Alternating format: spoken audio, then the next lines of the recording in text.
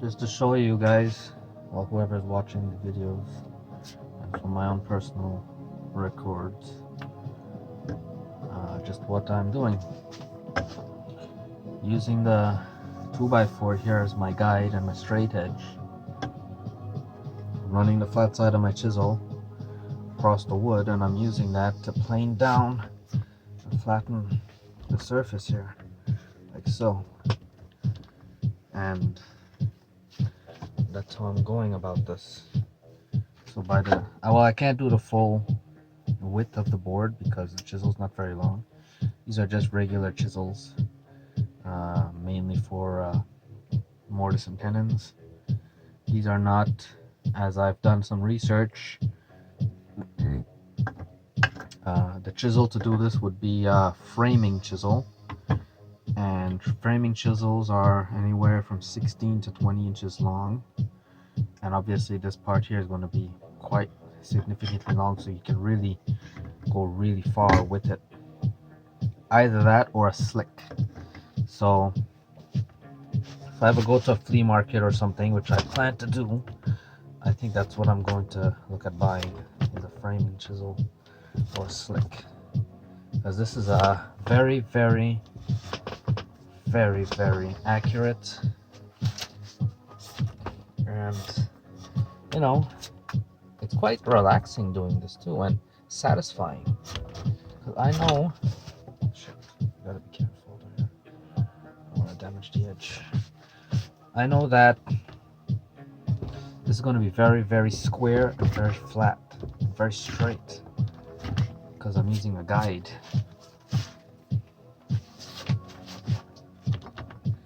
And that's what I want. I want it to be straight as possible. I'm not using the mallet because I only have it clamped with this, and I don't want to risk it moving. Right now it's only friction holding it, and I keep checking these to make sure that it's still lined up. So, but it's doing the job. I just take my time and don't force it too hard. You know, there's a knot there. Just take off a little bit at a time. Eventually, when I get the better setup or something, I'll be able to really put more effort into this. And I just started doing this, I don't know, maybe 15 minutes ago, maybe 20 minutes ago. And this piece is really bad because the saw, when I was passing through the cut, started veering off track, and you know, I really couldn't position my hand properly because the vise keeps moving around and it's too high up.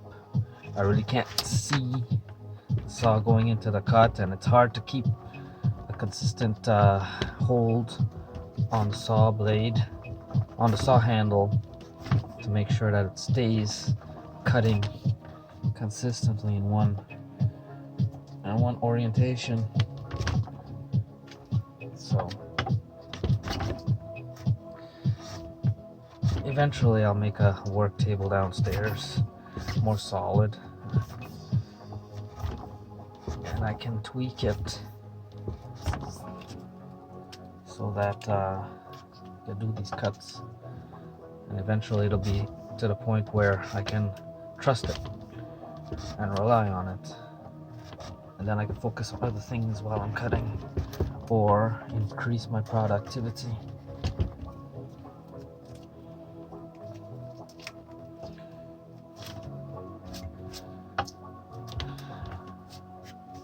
I really can't do much good here because the clamp is in the way, and I'm going to have to unclamp it to finish off the other side there.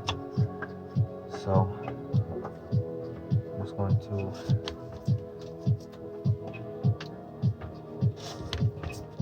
try to do what I can.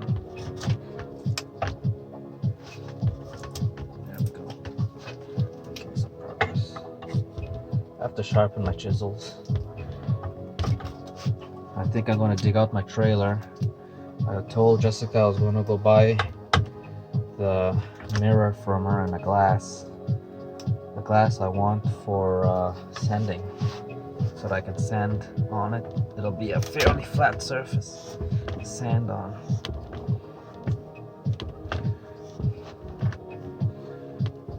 Much flatter than anything else, but it's not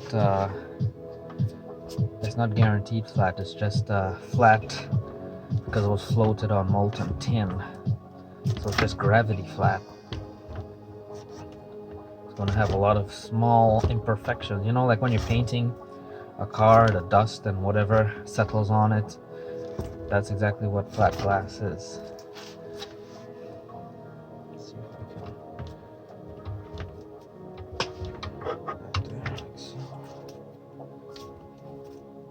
can. This is really relaxing. I mean, I could easily see myself when I build my shop downstairs, if I build it, hopefully.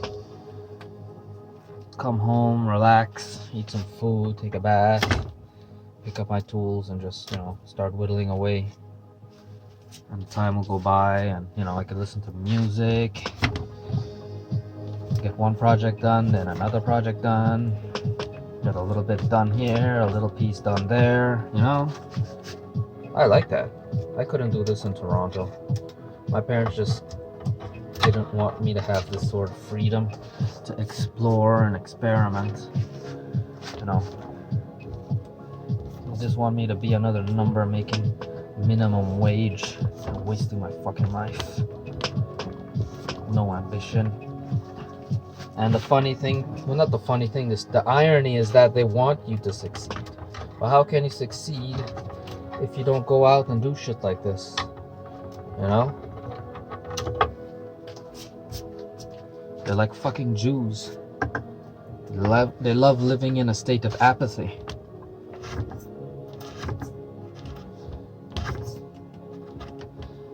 They love living in a state of self, what was that I said? Self, I can't remember what I used to say about it, but, you know, always self-pitying themselves, and oh, we survived the Holocaust, the blah blah blah, la di da. Same fucking thing with my parents, like fucking Jews. Move on with your fucking lives.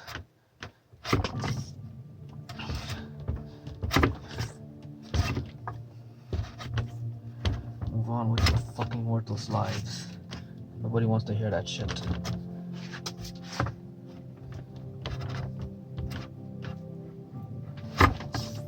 Look at what that did to Moses. He led them out of through the Red Sea, and all they had to do was go and fight who were occupying the Holy Land, and they told Moses flat no. And Moses never entered the Holy Land, and he died outside, wandering the desert with all those losers. Makes you wonder why the fuck God even bothered with them. Huh? Makes you wonder if he even has any common sense himself. And the truth is that, you know, God didn't really want to save the Jews. He was just being arrogant and shown, because what pissed him off the most was that the Pharaoh was making himself God, calling himself God. And that's what pissed off God. Not the bondage the Jews suffered. But then at the same time, you know, who the hell wants to live under bondage? You know? I mean, I guess it's a hand-in-hand sort of thing. Right? Because, I mean, me personally, I wouldn't help somebody if they don't try to help themselves. And the Jews weren't trying to help themselves. They just want to live in their state of apathy. So, I don't know. I just don't know.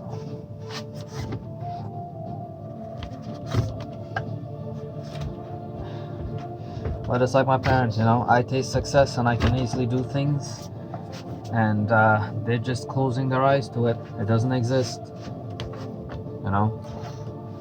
Okay, then close your eyes to me, because I don't exist either.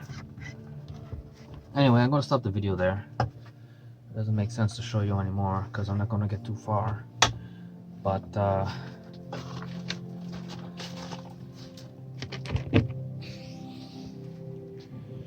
know.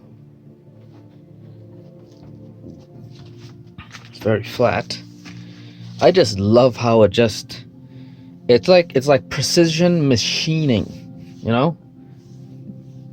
That's what it feels like, precision machining. And now it's coming out square.